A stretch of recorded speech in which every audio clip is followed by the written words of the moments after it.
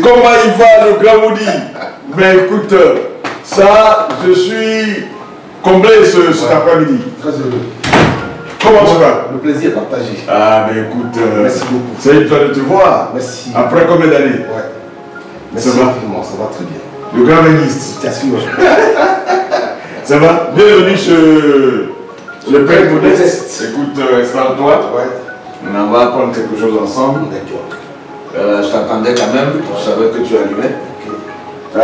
Comment va la famille? Oui, ça va très bien. Ça va très bien. Et le nouveau bébé? Oui. Elle n'est pas dit que tu vas arriver. Oui, elle va très bien. Elle va très bien. Je suis content et très heureux d'être à Abidjan. Et surtout dans la résidence du Père Modeste. Merci pour cette réception extraordinaire. Merci, mon cher. Écoute, c'est rien du tout. Tu sais que l'Afrique est reconnue pour son hospitalité. C'est la moindre des choses, ça. On va juste rester ensemble. Qui est le Père Modeste? Le Père Modeste n'est rien du tout. C'est celui que vous voyez là. Oui. Mais écoutez, je suis un homme ordinaire. Mais nous sommes fondamentalement croyants et nous pensons que Dieu a doté tous ses enfants, je vous dis, tous ses enfants,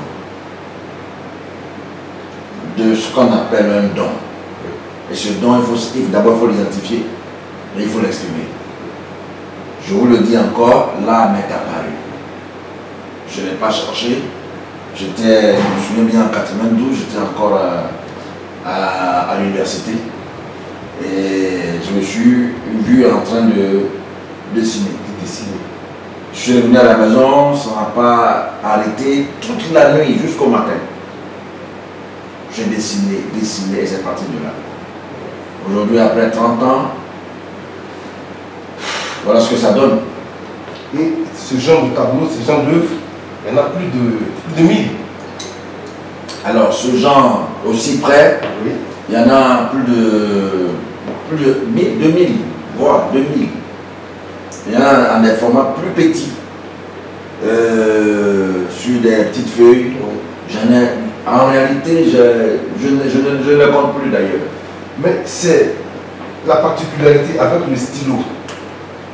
Mais lorsqu'on regarde, lorsqu'on essaie de s'approcher, on a comme l'impression que c'est une machine qui a fait tous ces dessins.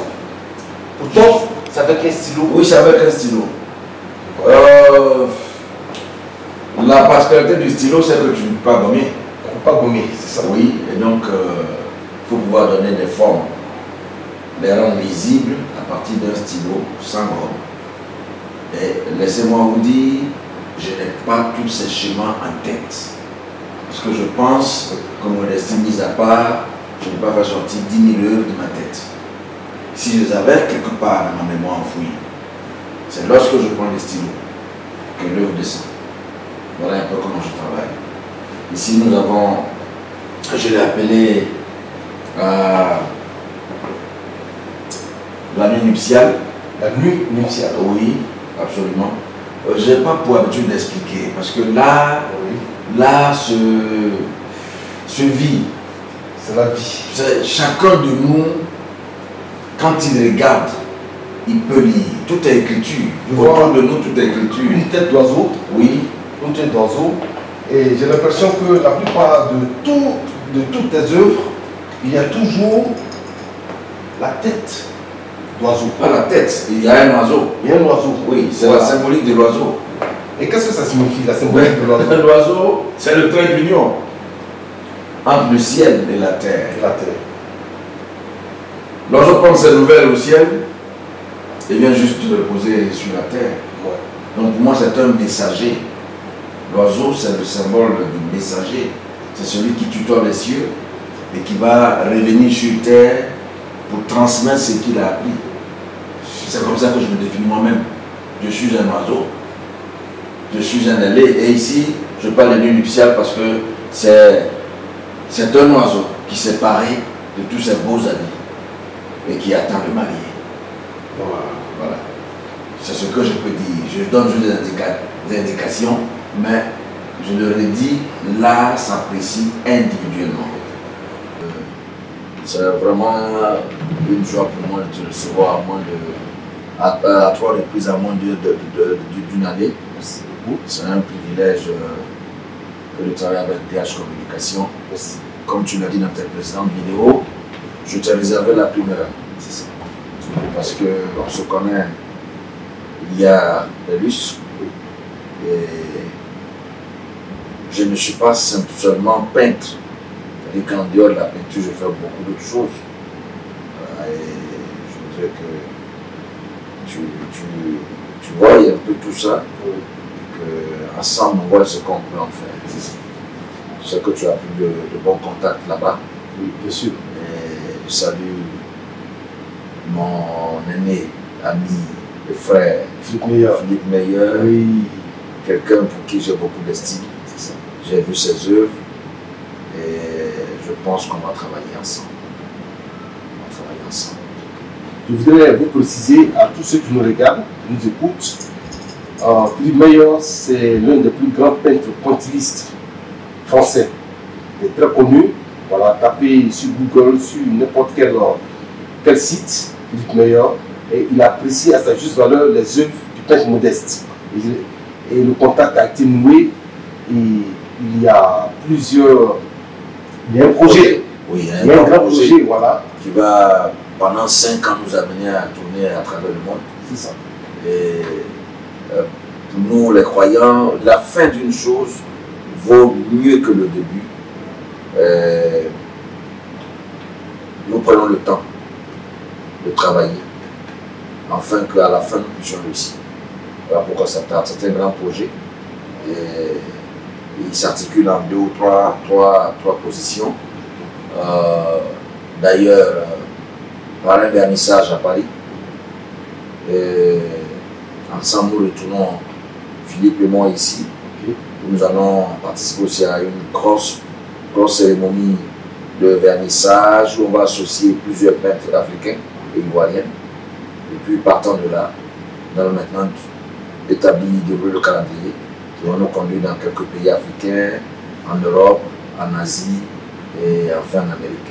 Donc, ce qu'on doit retenir, le premier vernissage sera à Paris. C'est à Paris. À Paris, et après, voilà, après nous reviendrons ici à Abidjan, voilà, pour un autre vernissage.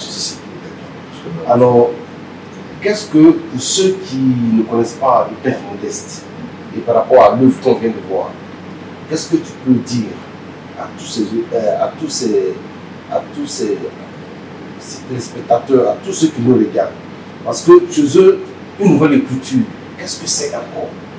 Avec quoi? Plusieurs œuvres dont on a parlé, une nouvelle écriture, c'est quoi? Une nouvelle écriture, c'est une écriture de plus. Je l'ai dit tout à l'heure, le monde est écriture, la vie est écriture.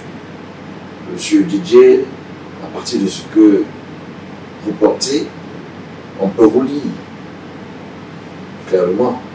À plus forte raison, prendre un stylo, travailler pendant plusieurs heures, pendant plusieurs jours, nous sortons une écriture, peut-être que les gens n'ont pas l'habitude de voir, ce n'est pas la peinture classique, mais nous pensons que Dieu a donné à chacun quelque chose de particulier, qu'il essaie de rendre et qu'il essaie d'exprimer à travers un support. Ce que nous avons vu ensemble, c'est un support d'Alucobon, c'est de l'aluminium. On peut peindre aujourd'hui sur la toile, sur l'Alucobon, sur du plexiglas. C'est ce que nous faisons. C'est une nouvelle écriture en ce sens qu'elle est un peu, je ne dirais pas qu'elle n'a jamais existé, mais qu'elle est particulière. Mais quelle est votre source d'inspiration? Parce que c'est important. L'inspiration, c'est d'abord Dieu. Et à travers Dieu, la vie. Je vous l'ai dit tantôt, la peinture m'est apparue. Je n'ai pas été à l'école. Je suis même incapable de dessiner un simple crayon. Mais il me suffit de prendre un bic et tout se déroule. Mais ce qui est extraordinaire, c'est que quand je me mets à peindre, à un moment donné, quand c'est fini, je sais que c'est fini. Et c'est après maintenant que moi j'ai l'identité de ce que j'ai peint. Je ne l'ai pas en tête avant de le faire. C'est quand je finis de peindre que je peux maintenant donner un nom à ce que je fais. C'est un peu comme guidé par une force surnaturelle, jusqu'à ce que je finisse. Voilà. Voilà un peu. Il y a certains collègues en France qui ont dit, mais quand tu parles de 1000 tableaux, de plusieurs œuvres, ils trouvent que pour quelqu'un, même s'il a pendant 30 ans été dans la discussion pour travailler 1000 œuvres, est-ce qu'on peut avoir des échantillons? Voilà, parce qu'aujourd'hui tout le monde est devenu Thomas. Voilà, Saint Thomas, voilà, il veut voir pour croire. Est-ce qu'on peut déjà avoir des esquisses,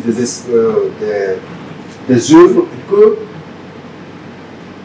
les gens puissent être imprégnés de la chose? Les œuvres sont bel et bien là. Tu as vu le stock? Oui, j'ai vu le stock. Tu as vu le stock. Et je te le dis, je ne compte même plus. Je ne compte même plus. Là maintenant, j'ai quelques échantillons ici. Peut-être que je vais vous présenter. Mais écoutez, il y en a assez. Il y en a assez, il y en a en plusieurs formats. Vous voyez, voilà d'autres échantillons par exemple. C'est dans ce format-là. Voilà.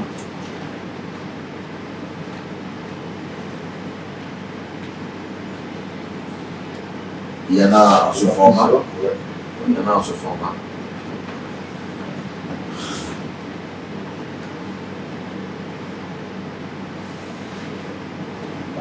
Il y en a en ce format. Original. Il y en a en ce format. Ouais. Alors ça, j'ai fait l'impression sur un papier photo. Voilà pourquoi ça brille assez. Sinon, si c'est le tableau, il y en a. Je suis en train de finir une cinquantaine d'œuvres. Oui.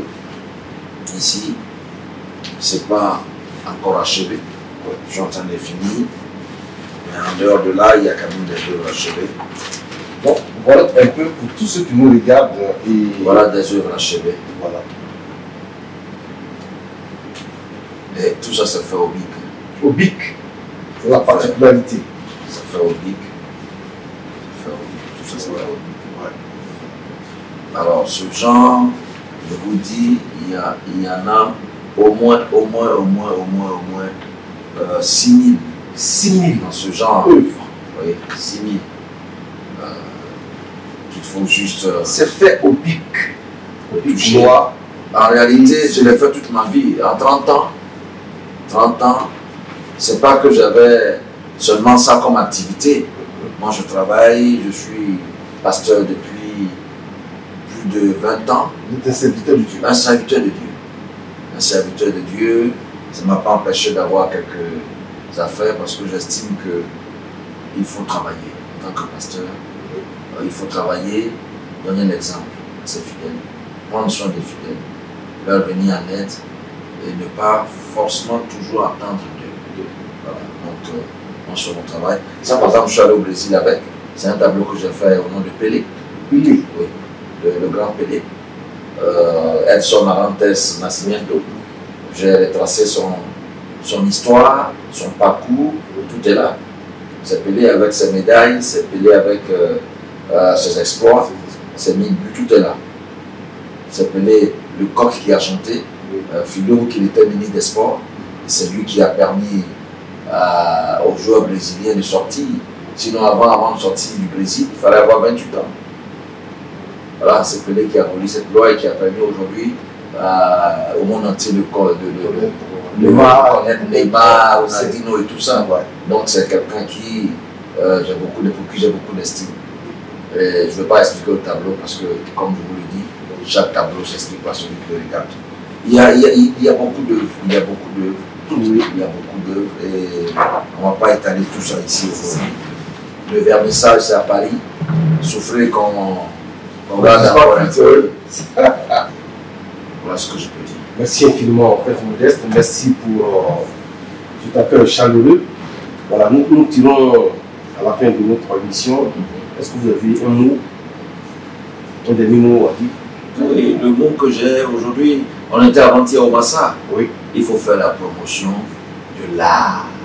L'art n'a pas de couleur. La culture n'a pas de couleur. La culture rassemble. C'est ça qu'il faut rechercher.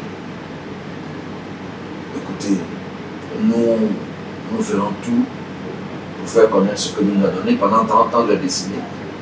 Je vais le mettre maintenant à la disposition du monde. Le monde fera ce qu'il veut. Mais ce que je veux dire, c'est que nous devons faire attention à tout ce que nous disons et nous faisons.